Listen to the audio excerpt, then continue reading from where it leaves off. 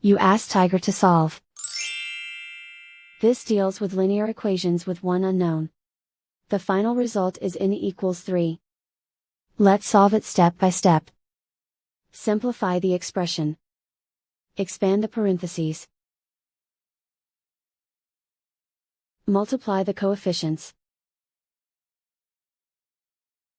Simplify the arithmetic. Group all constants on the right side of the equation. Add 5 to both sides. Simplify the arithmetic.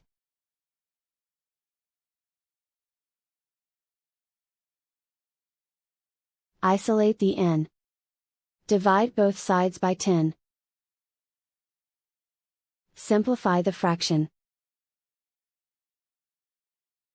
Find the greatest common factor of the numerator and denominator. Factor out and cancel the greatest common factor. And so the final result is n equals 3.